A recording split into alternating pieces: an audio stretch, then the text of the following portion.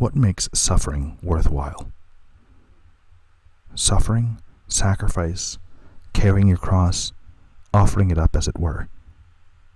The embrace of pain is a cornerstone of Christianity, but most especially traditional Catholicism. Of course, from the moment of birth, when we shed our first tears and gradually emerge into a state of consciousness in our early years, we quickly learn the inevitability of suffering, sadness, illness, disappointment, frustration, rejection. To ignore it, or to always flee from it, would be foolishness of the highest order.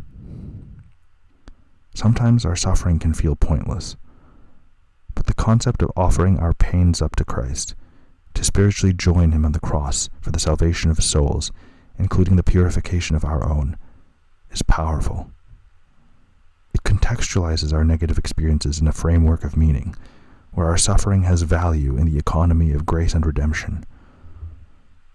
Regardless of its objective truthfulness, this notion can spare us from nihilism in our darkest moments.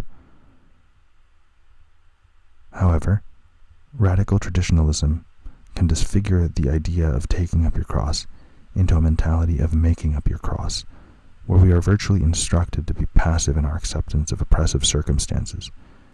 In fact, we may sometimes be told that an increase in our anguish is a sign of God's love for us and desire for us to be saints. Taking matters into our own hands could be construed as defying God's will, an offense against natural law, and an unwillingness to accept our state in life. Even worse, some hardliners might argue that we simply deserve to suffer. We bear the mark of original sin, are full of pride, and ailed by concupiscence. We don't deserve joy.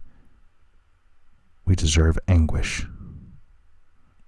We must be purified, and while God loves us, He also permits or even plans for our suffering.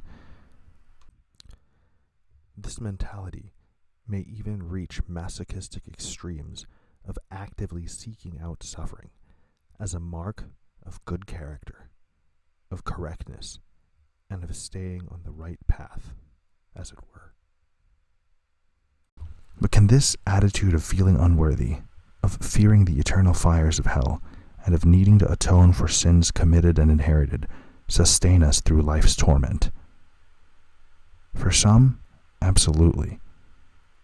But I contend that what empowers us to bear our burdens in this life is not fear, nor passive acceptance, nor the sense of obligation to a cosmic judge. It is love that strengthens us in the darkness. It is a wife's love for her dying husband that leads her to endure months of sleepless nights, keeping vigil at his bedside while he approaches the end of his days. It is a father's love for his children that motivates him to work a grueling job with meager pay so that he can provide food, shelter, safety, and education for them. It is a pianist's love for the beauty of music and the desire to share that beauty with others that gives him the stamina and patience for hundreds of hours of isolation in his studio as he practices. To be alive is to suffer, and to persevere in that suffering is to find someone or something to love. While the traditional Catholic perspective on suffering can provide a sense of meaning amidst struggle, it is a very tall order to embrace suffering for a God concept whose satisfaction we cannot be assured of, whose happiness cannot be measured, and whose demands can at times seem inscrutable.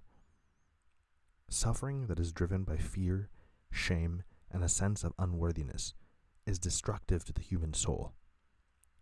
To be spiritually alive is to freely suffer and sacrifice for the sake of love, especially for people whose joy and consolation we can share in.